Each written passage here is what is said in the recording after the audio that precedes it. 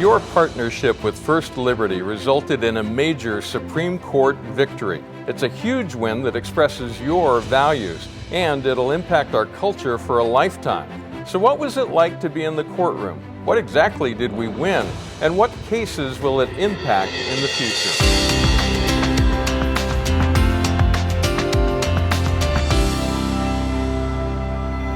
Hi, I'm Stuart Shepard, along with our President, CEO, and Chief Counsel, Kelly Shackelford. Hi, Kelly. Hi, Stuart. Just a few days ago, you were in the courtroom when Justice Alito read the opinion on the Bladensburg Peace Cross case. What was it like to be in the room? I remember sitting there listening. They're going to read 3 or 4 decisions, the summary, and most of us thought it wouldn't be that day. And so I listened to number 1 and number 2, and then all of a sudden I heard the words, and now in the case 17-17, and this, sort of chill went through my body. Yeah. I was like, oh my gosh. Because that's the docket number. Yes, yeah. And then they began to read it. And so quickly I realized we won.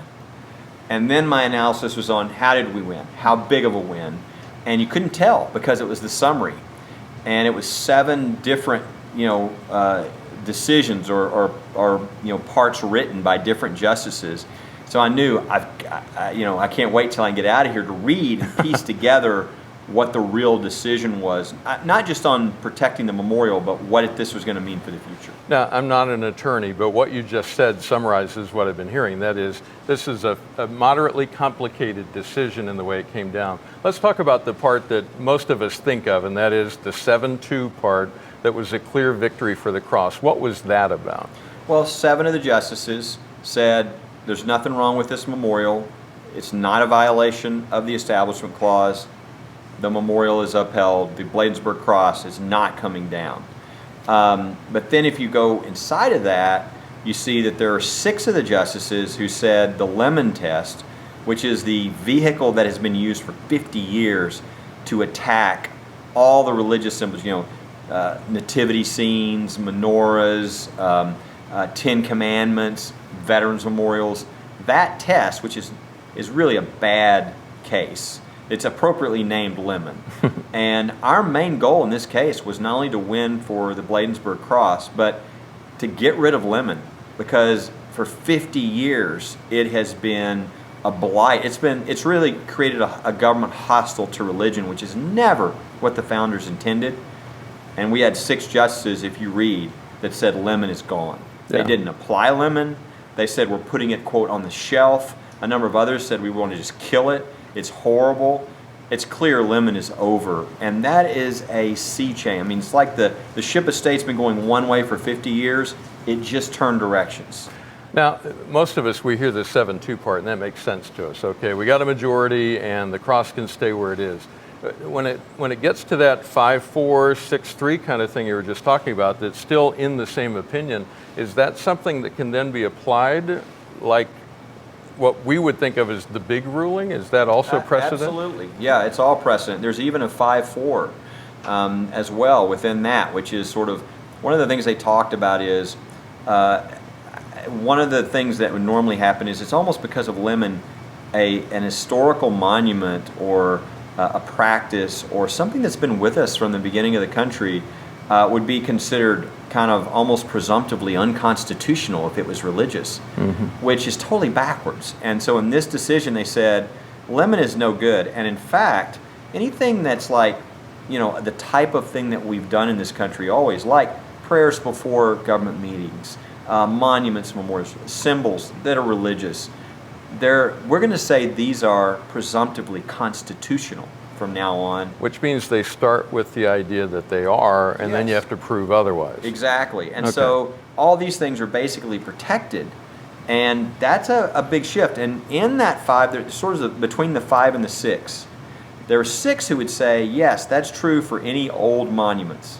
But there are 5 who I think said, it doesn't matter if it's an old monument.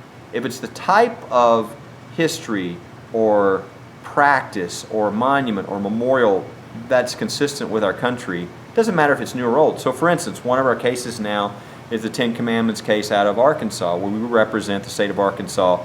Their 10 Commandments monument, which was just put up a few years ago, has come under attack. We think that's perfectly fine. And I think there are 5 justices who would say, nothing wrong with that, because this is the type of thing we've had always in our country, and we don't, as Justice Alito said in his opinion, we don't sort of go on a search and destroy mission across our country for any of the religious monuments or memorials. That would be hostility to religion. That's not what we do in this country. So I think there's even 5 justices that would say, even if it's new, it's okay. And that's the way it should be. So this is a really, really significant change in the fact that Lemon is gone, and it's going to change how all the future cases are looked at. And really what's happening is the hostility to religion by the government and by the courts is over. So when we hear the phrase long-standing history, it may refer to, as in the Bladensburg Peace Cross, that monument had been there for nearly 100 years. Clearly it's long-standing literally as well as figuratively. But you're saying that also long-standing practices and traditions, and the example that comes to my mind is, it's a long-standing tradition in this country to start government meetings with a prayer. So even if a county decided suddenly now, today, to start doing prayer, we could say, well, that's a long-standing tradition. Am I getting it right? That's exactly right. Would somebody say, wait, this isn't long-standing, you just started it last month? They would say, oh, no, we're talking about the types of things that our founders had no problem with. We've always done these things in our country. Therefore, you can't argue it would violate the Constitution. So I love the fact that we're getting back to the original meaning of the Constitution. And what that's doing is it's taking us back to our first principles. Religious freedom, more protected, more pure, more, not under attack from the government, but protected by the government. And that's what I think we're going to begin to see. This is just the beginning. This case is just the beginning. We have, I don't know, if it's the beaches of Normandy, we have stormed the beaches of Normandy, we have climbed the walls, we have taken out the bunkers. And now we're about to go inland. So this is just the beginning, but it's an incredible beginning to establishing new protections and really taking this into all areas of our society in a way that I think that's going to be transformative for our country. Now hearing you explain all this, because I didn't get it, okay, when I first read through it, it's beginning to become clear to me why I read news articles that said this is a very narrow ruling. And I also read posts from some of our friends that are on our side of the issue said, well, this is a less than perfect ruling.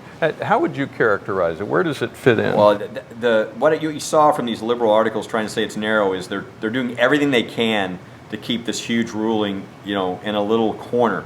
It's not going to work because it's a broad ruling.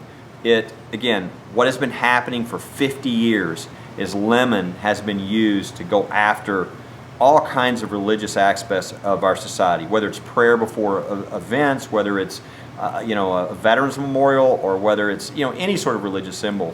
That's over. That hostility is, our whole lives, most of us, if religion occurs in public, people kind of tense up, wondering, is that okay? Right. That whole culture is changing now. There's nothing wrong with religion in public. We have religious monuments and memorials everywhere. We don't tear them down like Justice Alito said. We don't have a search and destroy mission. That's not our country. Because we're going back, the founders would be appalled at that, by the way.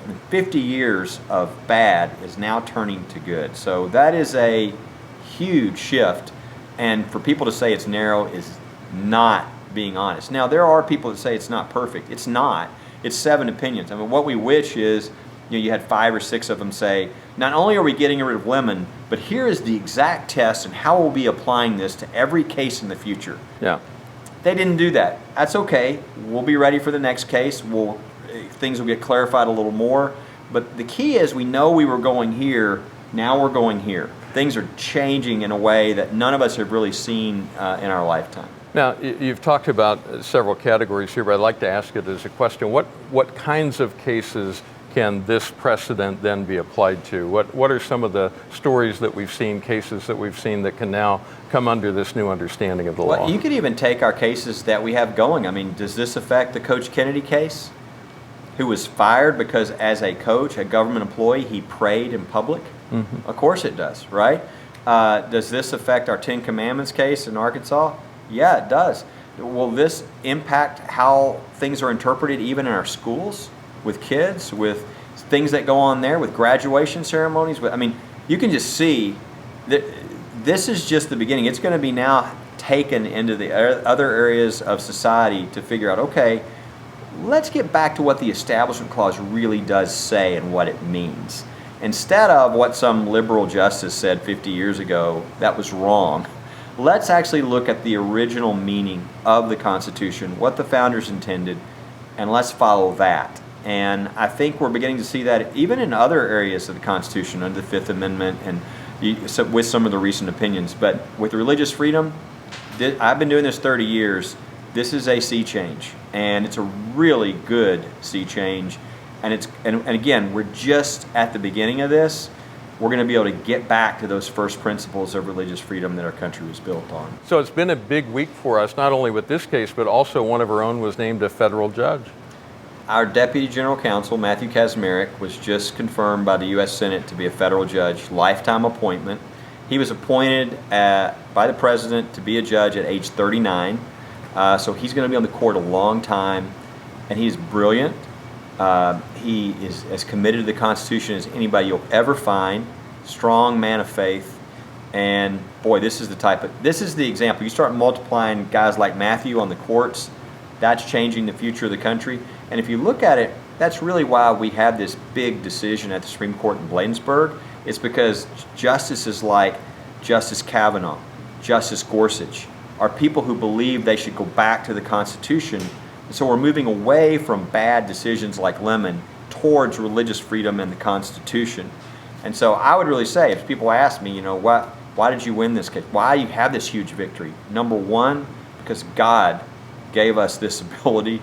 I mean, we could have never created all the circumstances that gave us this great case, this great timing, these great justices, but it's all come together, and we're changing the future of the country. And number two, I would say it's because we're getting good judges and justices on the court. That's going to really change the future. All right, so let me summarize what you've been saying, see if I got it. We won big, and there's a lot more to do. Absolutely. We won a significant change. Really, we changed history by God's grace, and this is going to affect everybody. But this is just the beginning. If you were involved in that, thank you. You're a part of changing history for your kids, for your grandkids. If you're not, boy, now's the time to get involved, because we're about to do some incredible things. This is just the beginning.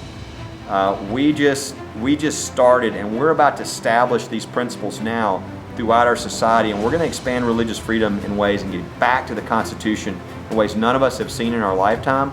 So now is an exciting time to join up in the effort. Outstanding. Thank you, Kelly. Thank you.